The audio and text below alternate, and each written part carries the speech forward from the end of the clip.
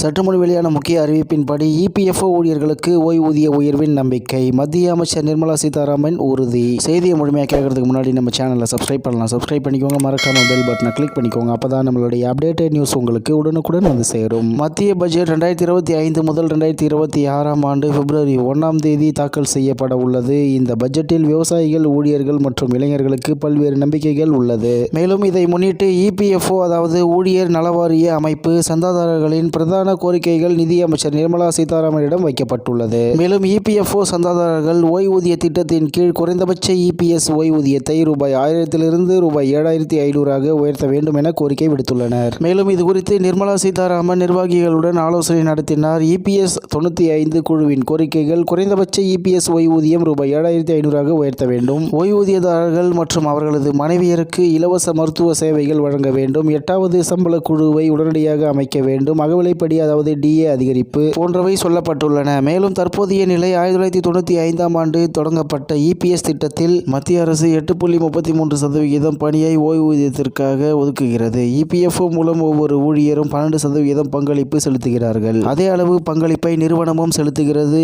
இந்த அமைப்பு மூலம் 36.60 லட்சத்துக்கும் மேற்பட்ட ஓய்வூதியதாரர்கள் தற்போது குறைந்தபட்ச ஓய்வூதியத்தை பெற முடியாமல் உள்ளனர். இந்நிலையில் பல தொழிற்சங்க அமைப்புகள் ஓய்வூதியத்தை ரூபாய் 5000 அல்லது ரூபாய் 7500 உயர்த்த வேண்டும் என்று பரிந்துரை செய்துள்ளன. மேலும் மத்திய அரசின் நடவடிக்கை இபிஎஃப்ஓ உறுப்பினர்களின் நலன்களை கணக்கில் கொண்டு மத்திய அரசு 8வது சம்பள குழுவை அமைக்க ஒப்புதல் அளித்துள்ளது. இதனால் தனியார் துறை ஊழியர்களுக்கும் நிவாரணம் கிடைக்கும் என எதிர்பார்க்கப்படுகிறது என்று தகவல் வெளியாகியுள்ளது. இந்நிலையில் 2025 முதல் 2026 ஆண்டுக்கான மத்திய பட்ஜெட் பிப்ரவரி 1ஆம் தேதி தாக்கல் செய்யப்பட உள்ளது. இந்த பட்ஜெட்டில் விவசாயிகள், ஊழியர்கள் மற்றும் இளைஞர்களுக்கு பல்வேறு நம்பிக்கைகள் உள்ளது. மேலும் இதை முன்னிட்டு இபிஎஃப்ஓ அதாவது ஊழியர் நலவாரிய அமைப்பு சந்தாதாரர்களின் பிரதான கோரிக்கைகளை நிதியமைச்சர் நிர்மலா சீதாராமனிடம் வைக்கப்பட்டுள்ளது என்று தகவல் வெளியாகியுள்ளது என்பது குறிப்பிடத்தக்கது. இத்துடன் இன்றைய முக்கிய செய்தி நிறைவு பெறுகிறது. மேலும் இதுபோன்ற செய்திகளை உடனுக்குடன் தெரிந்து கொள்ள ஆர்கே நியூஸ் தமிழ்நாடு சேனலுடன் இணைந்திருங்கள். நன்றி, வணக்கம்.